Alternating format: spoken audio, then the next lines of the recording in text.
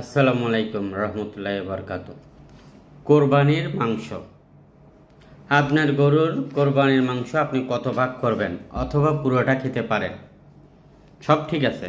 কিন্তু আসলে আমাদের দেশে এমনও লোক আছে বছরে বা 365 দিনে একদিনও গরুর মাংস খেতে পারে না। কিন্তু আপনারা যারা কোরবানি দিচ্ছেন বা কোরবানি করতেছেন বা 365 দিনে আপনি মাংস খাচ্ছেন, অথবা বিভিন্ন রোগের কারণে খেতে পারতেছেন না, এরপরও খাচ্ছেন।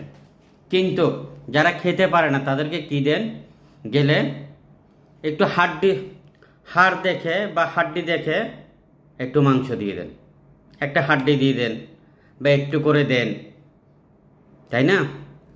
তবে একটু মাংস দেওয়ার চেষ্টা করবেন।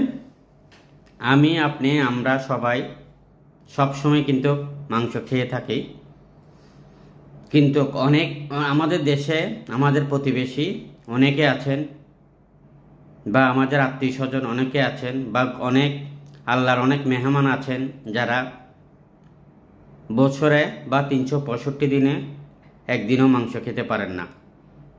তাদের দিকে খেয়াল রাখবেন এবং আপনার আত্মীয় স্বজন আছে, আপনার পরিচিত অনেক লোক আছে যাদের আর্থিক অবস্থা গত বছর ভালো ছিল, এই বছর ভালো নেই, হয়তো এবার পশু কোরবানি দিতে পারতেছেন না বা লজ্জায় কাউকে বলতে পারতেছেন না।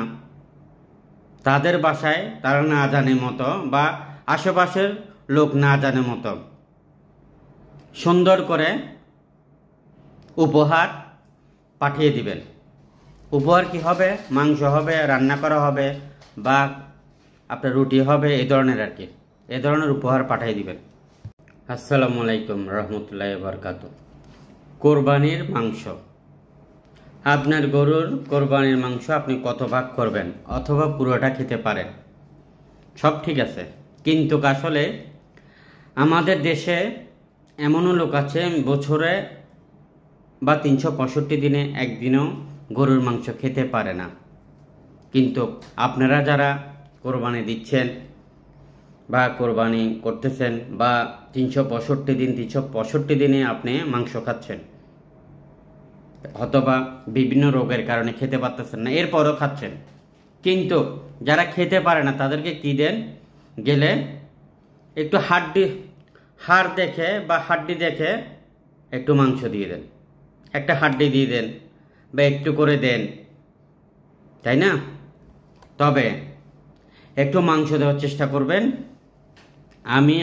আমরা সবাই সবসময় কিন্তু মাংস খেয়ে থাকি, কিন্তু আমাদের দেশে আমাদের প্রতিবেশী অনেকে আছেন বা আমাদের আত্মীয় স্বজন অনেকে আছেন বা আল্লাহর অনেক মেহমান আছেন যারা বছরে বা 365 দিনে একদিনও মাংস খেতে পারেন না। তাদের দিকে খেয়াল রাখবেন এবং আপনার আত্মীয় স্বজন আছে, আপনার পরিচিত অনেক লোক আছে